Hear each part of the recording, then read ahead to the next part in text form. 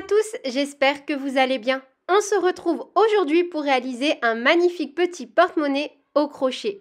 C'est un tutoriel super simple et super rapide à réaliser. Pour le réaliser, j'ai utilisé le fil Mini Poly, la couleur vieux rose de chez Loupation. La fiche de réalisation est bien évidemment disponible sur mon site internet www.lecrochetdeplume.com ou alors directement dans le petit i en haut à droite. Le matériel s'affiche donc à l'écran. Je vous laisse faire pause. Au niveau du crochet, j'ai utilisé 2 crochets, taille numéro 2 et taille numéro 3. Tout au long de cet ouvrage, je vais vous donner des petites billes si vous souhaitez adapter cet ouvrage avec un fil ou un crochet différent. N'hésitez pas à me rejoindre sur mes différents réseaux sociaux pour participer au concours de création. Et sur ce, on est parti avec le tutoriel.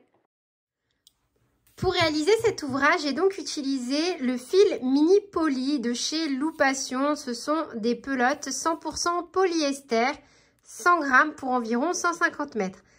Pour ce tutoriel, j'ai utilisé 2 crochets de taille différentes, un crochet taille numéro 2 et un crochet taille numéro 3. Je voulais voir jusqu'où je pouvais aller avec une seule pelote. Donc là, déjà, j'aurais pu très bien réaliser un ouvrage un peu plus grand ou même, pourquoi pas, donc réaliser un deuxième petit porte-monnaie pour celles qui aiment faire pas mal de petites choses pour ensuite les revendre ou offrir.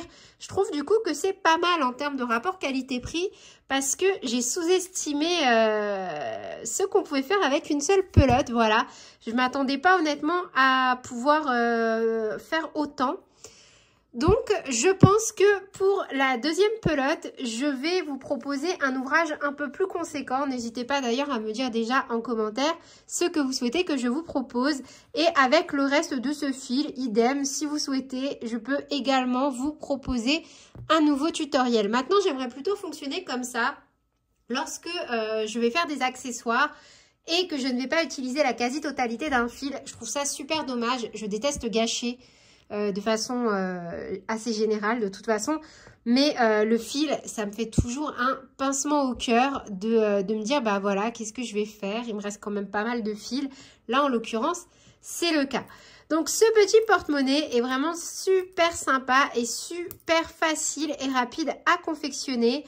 Je trouve qu'en plus, il peut en contenir franchement pas mal.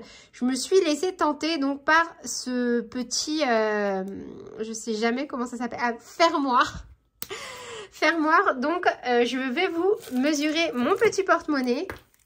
Donc déjà, en termes de tour, on est sur environ 17 cm.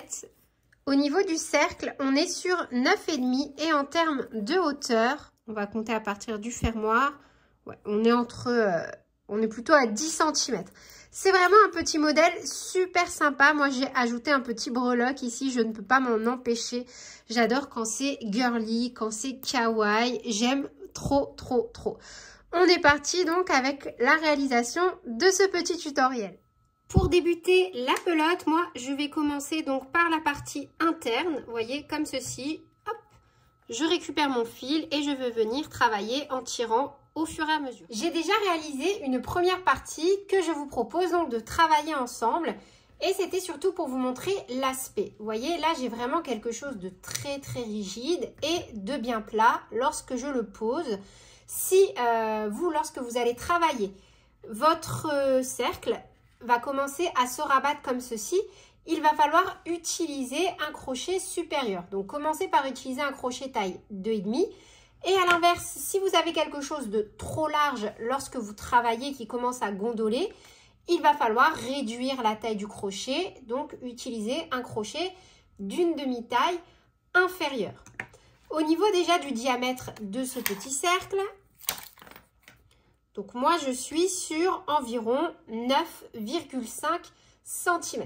Je vais vous montrer donc comment le réaliser. Vous voyez, à l'issue d'un cercle, j'ai déjà utilisé un peu de ma pelote. Je pense que voilà, j'aurai largement de quoi réaliser cet ouvrage avec une seule pelote. Mais j'avais surtout envie de voir justement jusqu'où je pouvais déjà aller avec cette petite pelote. N'hésitez pas à me dire en commentaire ce que vous souhaitez que je fasse également avec d'autres pelotes de Mini Poly. Moi, je trouve que c'est super sympa de faire des modèles un peu plus réduits Et au bout de 2-3 ouvrages, si je vois qu'il me reste un peu de fil mini poli, je vous proposerai de réaliser donc une fois de plus un ouvrage avec des restes de fil. On va venir se munir d'un petit anneau marqueur car on va travailler en spirale. Si vous souhaitez savoir comment je réalise mes petits anneaux marqueurs et où est-ce que je me procure le matériel, je vous renvoie dans la description de cette vidéo où vous pouvez trouver le lien vers un tutoriel en pas à pas sur le sujet. On va commencer par réaliser un cercle magique que l'on va bloquer avec une maille en l'air. On vient ensuite réaliser 7 mailles serrées à l'intérieur de notre cercle magique et on va marquer la première. Donc, une, on vient mettre le petit marqueur sur la première.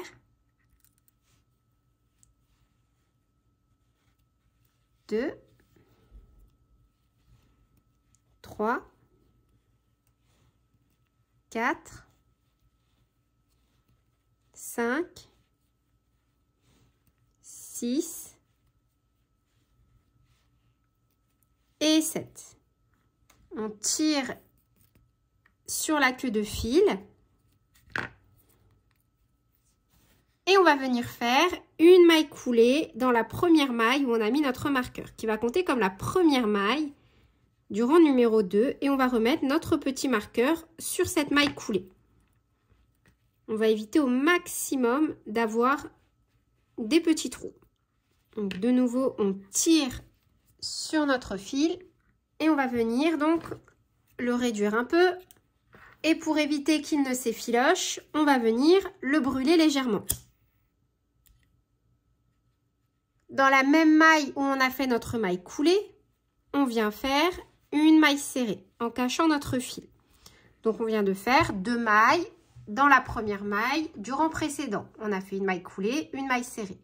Dans les 6 mailles qui restent, on va venir faire à chaque fois une augmentation. Ça veut dire que dans chaque maille du rang précédent, on va venir faire 2 mailles serrées dans la même maille pour un total de 14 mailles serrées.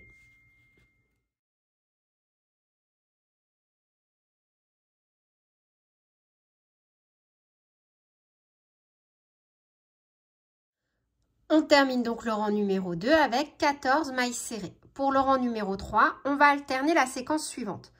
Une maille serrée, une augmentation et on va répéter ça 7 fois pour un total de 21 mailles serrées. Donc là où on a mis notre petit marqueur dans la maille coulée du rang précédent, on vient faire une maille serrée. On pique toujours dans les 2 brins.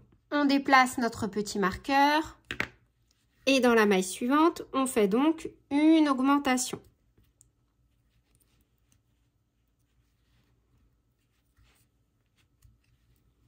Et on répète donc cette séquence sur tout le tour. Une maille serrée, une augmentation.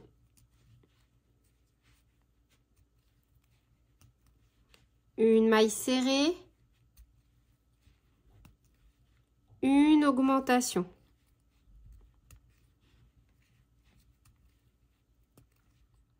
Pour le rang suivant, on va alterner 2 mailles serrées, une augmentation. On va répéter ça 7 fois pour un total de 28 mailles serrées. Donc de nouveau, on retire le marqueur, on vient faire la première maille serrée et on vient la marquer. Donc une maille serrée, dans la maille suivante, une deuxième maille serrée et dans la troisième maille, on vient faire une augmentation. On fait 2 mailles serrées dans la même maille. Et on répète donc cette séquence sur tout le rang. Une maille serrée, 2 mailles serrées, une augmentation. On termine donc le rang numéro 4 avec un total de 28 mailles serrées. Pour le rang numéro 5, on va commencer par faire une maille serrée. On va changer l'ordre des augmentations pour avoir un rendu plus circulaire. Donc, on a fait une maille serrée, on déplace le marqueur, une augmentation.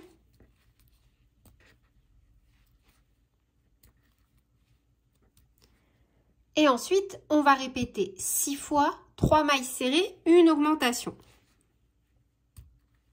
Donc, 1, 2, 3 mailles serrées, une augmentation. Et on répète cette séquence un total de 6 fois. Donc là, on l'a déjà fait une fois. Une fois qu'on a répété donc 6 fois la séquence, 3 mailles serrées, une augmentation, il nous reste 2 mailles à travailler. On vient faire une maille serrée dans chaque maille. On doit avoir un total de 35 mailles serrées. Pour le rang numéro 6, on va commencer par réaliser 3 mailles serrées. Donc, une maille serrée, on déplace notre petit marqueur. Donc, on en a fait 1, 2, 3. Dans la maille suivante, une augmentation.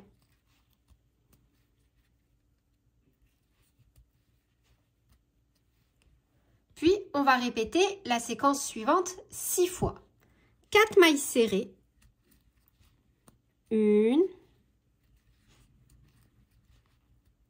2, 3, 4, une augmentation.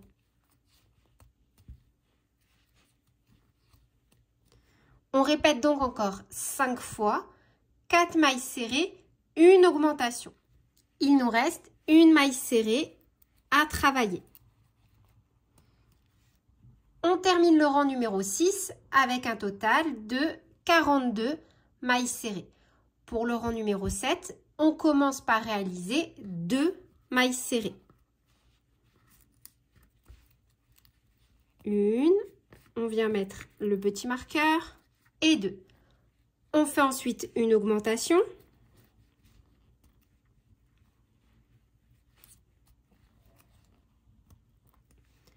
Et on va répéter la séquence suivante.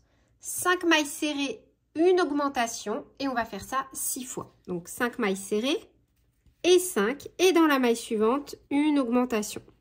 On répète donc encore 5 fois, 5 mailles serrées, une augmentation. À la fin du rang, il doit nous rester 3 mailles à travailler et on vient faire une maille serrée dans chacune de ces mailles. On termine le rang numéro 7 avec un total de 49 mailles serrées. Pour le rang numéro 8, on va faire 6 mailles serrées, une augmentation 7 fois pour un total de 56 mailles serrées. Une première maille serrée. Donc, on a fait une première maille serrée. 2, 6 et dans la maille suivante, une augmentation.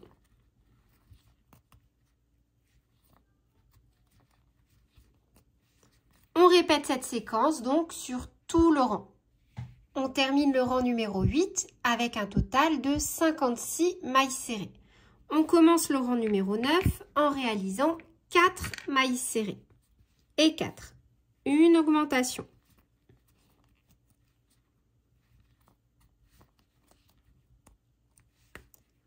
Puis, on va venir répéter la séquence suivante 6 fois. 7 mailles serrées. 1 et 7. Dans la maille suivante, une augmentation. On répète cette séquence encore 5 fois. Et on termine le rang numéro 9 avec 2 mailles serrées. 1, 2, dans la dernière maille, une maille coulée.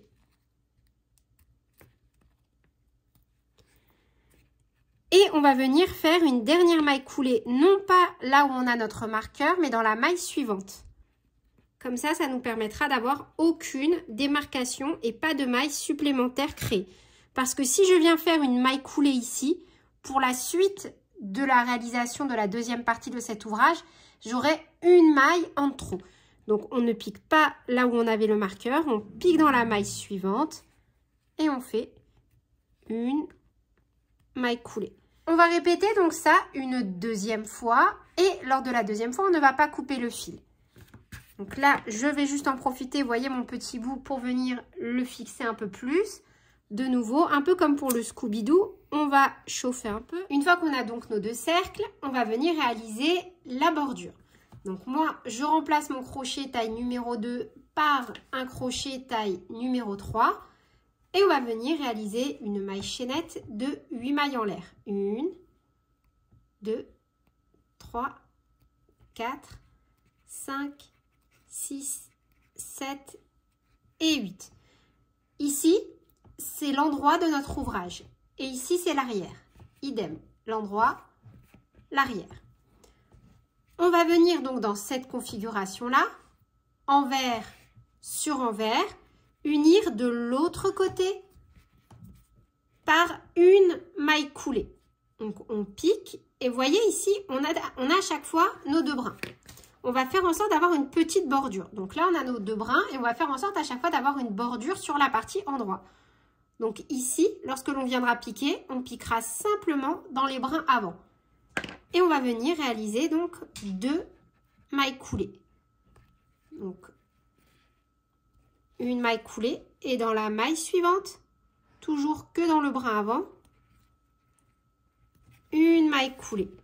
Vous voyez, en fait, on va venir travailler, pour ceux et celles qui se rappellent du sac hexagone, c'est exactement le même procédé. On va venir faire des allers-retours en travaillant en côte, en maille coulée.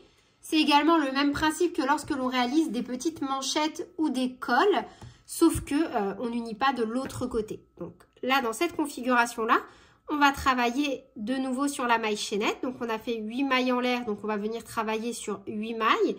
Et on va venir piquer de l'autre côté de la maille chaînette. Vous voyez, là, hop, on a les deux brins. Nous, on va venir travailler ici, de l'autre côté de la maille chaînette. Vous voyez, on laisse ici la partie de la chaînette et on vient vraiment travailler ici, à l'arrière. Et on réalise donc 8 mailles coulées. On saute donc les 2 mailles coulées qu'on a fait, les 2 dernières. 1, 2, on pique dans la 3e. Et comme je vous ai dit, donc, on va venir travailler vraiment derrière. Et on réalise 8 mailles coulées.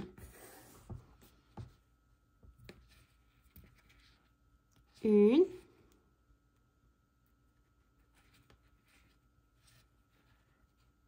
2,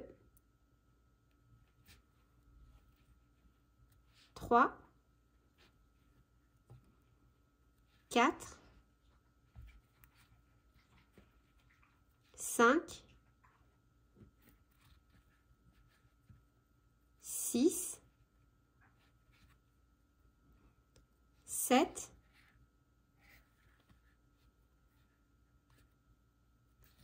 8. Donc là, on fait juste très attention, vous voyez, d'avoir l'arrière et l'arrière dans cette configuration-là. Quand on plie, quand on rabat, pardon, on doit avoir donc l'avant et l'avant. Voilà, super important juste de ne pas faire la petite boulette au début pour avoir un joli rendu. Donc, arrivé de ce côté, de nouveau, on va venir faire 2 mailles coulées. On ne travaille jamais 2 fois dans la même maille, à chaque fois ici, vous voyez. Jamais on ne doit travailler 2 fois dans la même maille. Et idem, on va piquer, cette fois-ci, dans les brins arrière pour avoir le petit relief. 1 et 2. Vous voyez, comme ça, ici, on a un relief qui va apparaître de ce côté et un relief qui va apparaître de l'autre côté. On a fait donc nos 2 mailles coulées. On tourne, on saute les 2 mailles coulées. 1, 2.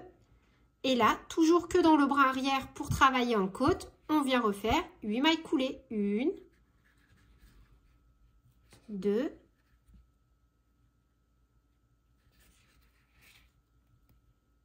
3,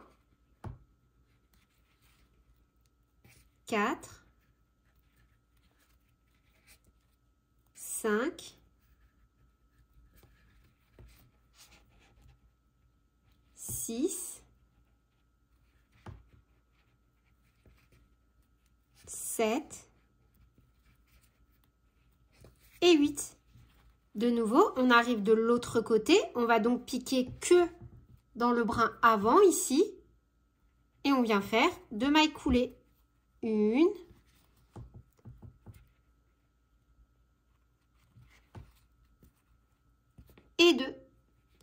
On tourne et on refait. On revient avec 8 mailles coulées. On saute les 2 premières mailles, donc les 2 dernières que l'on a faites. 1, 2, on pique dans la 3e. Et on revient sur nos pas au niveau de la maille chaînette en refaisant 8 mailles coulées. 1, 2, 3, 4, 5,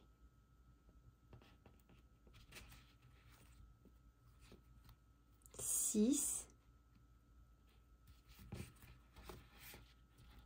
7,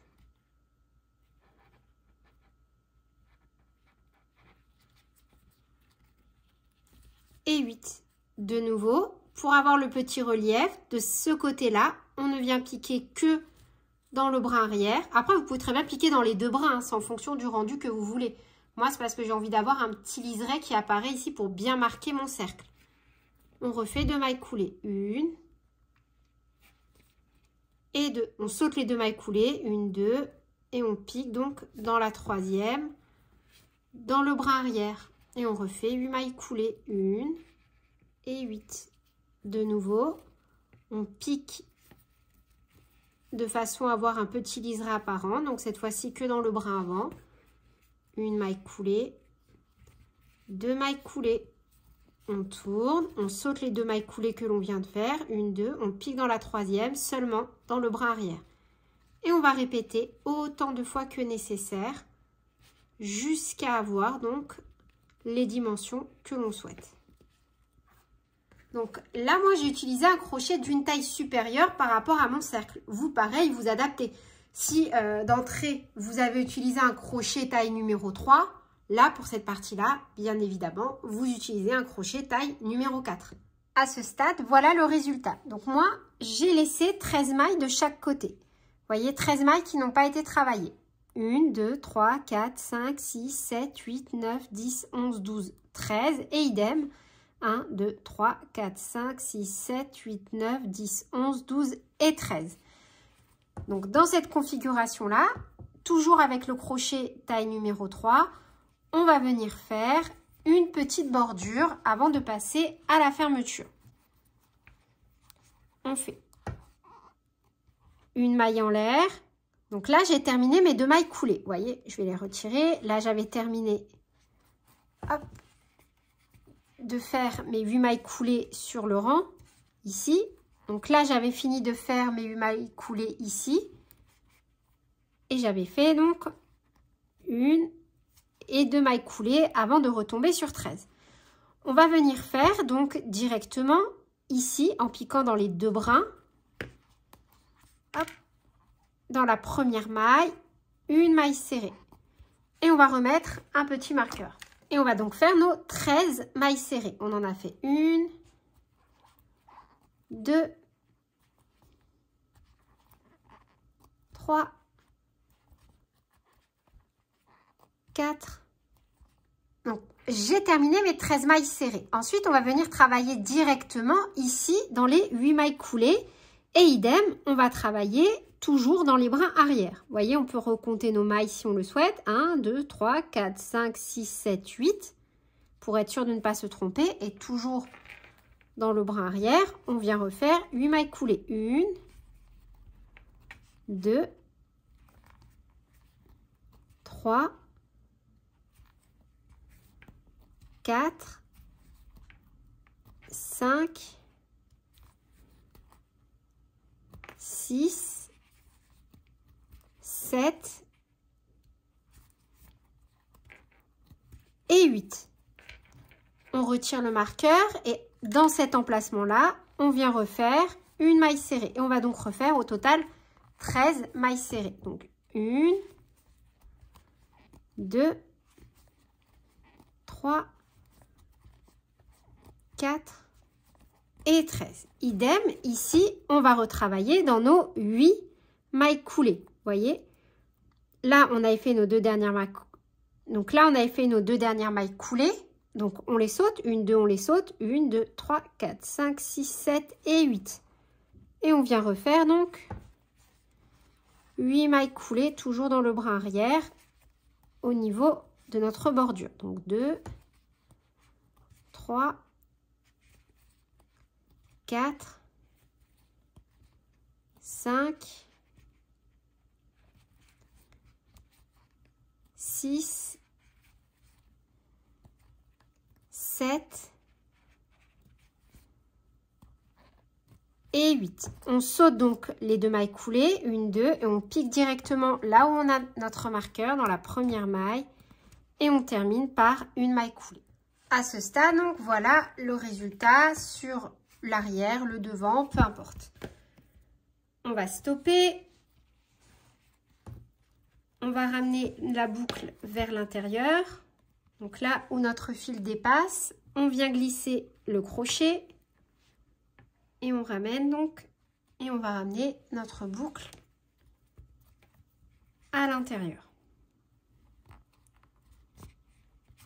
On fait ensuite une maille en l'air et on coupe.